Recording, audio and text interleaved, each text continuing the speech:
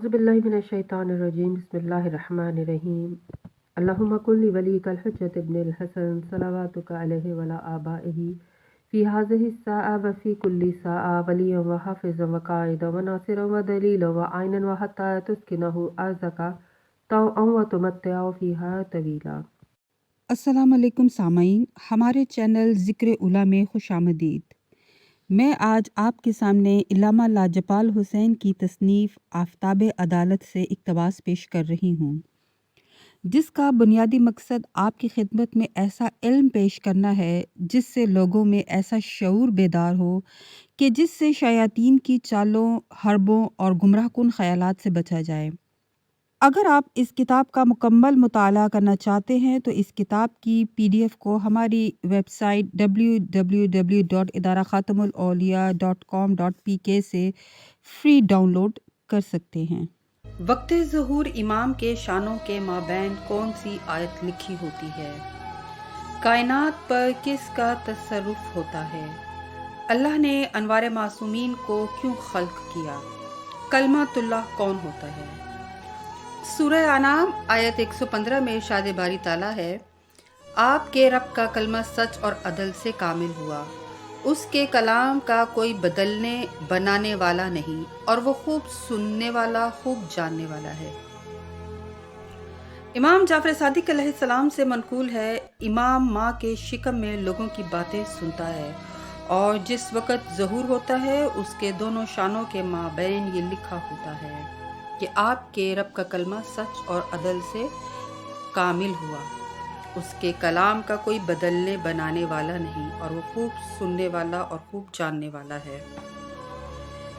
दूसरी रिवायत में इमाम के बाजू पर यही आयत पूरी लिखी होती है।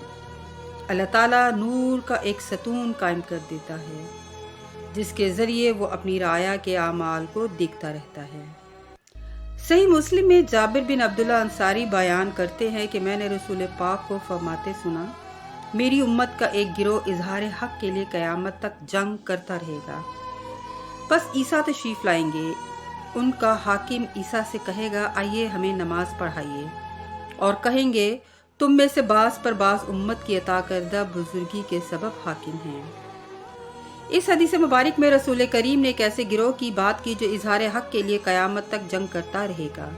इमाम कायनात का मुतसर्रिफ होता है और नूर इमाम मरकज़ आलमीन व अरवा होता है। कोई शय उसके तसर्रुफ और मलकूतियत के सामने हाजिब नहीं हो सकती। वो चश्मे ज़दन में अर्श से फर्श, मशरिक से मगरिब हर शय का मुशाहिदा करता है। दुनिया में एक असूल है कि हर शय अपने मरकज़ की तरफ लौटती है और मरकज़ हर शय का मालिक होता है।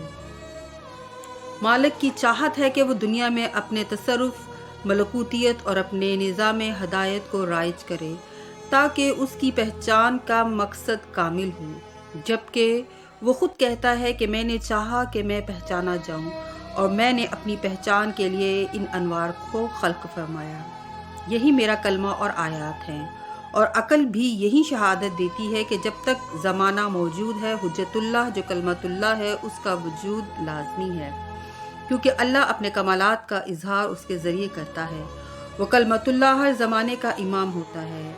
अल्लाह ताला इरशाद फरमाता है, मेरा कलमा हक़ और सिदक के एतबार से मुकम्मल हुआ, वतम्मत कलिमातु रब्बिक सिदकम व अदलन। इस आयत मुबारका में अल्लाह ने इमाम के लिए 3 ऐसे अस्मा इस्तेमाल किए जो उनके औसाफ नूरानिया को बयान फरमाते हैं। अव्वल इस्म कलमा इस्तेमाल किया, दोयम अदल और फिर सिदक का बयान किया।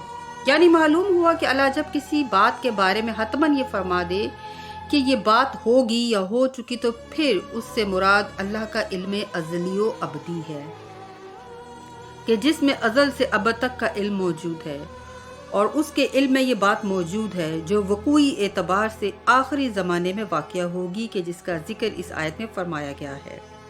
कलमातुल्लाह वो होता है कि जो औसाफ मुस्तफ़ा से मुत्तसिफ हो और जिसके लिए खालिक ये इरशाद फरमाए, सूरह यासीन आयत नंबर 12, कुल्लु शैइन अहसैनाहु फी इमामिन मुबीन, हर शय नूर इमाम में मौजूद है और नूर इमाम उसका अहाता किए हुए है। अल्लाह ताला अपने इस नूर को जब दुनिया में ज़ाहिर फरमाएगा تب پورے ادیان پر اس کو غلبہ عطا کرے گا۔ 2 صفتیں ایسی ہیں کہ جن کا اظہار کلی اعتبار سے امام وقت فرمائیں گے، ایک عدل اور دوسری صدق۔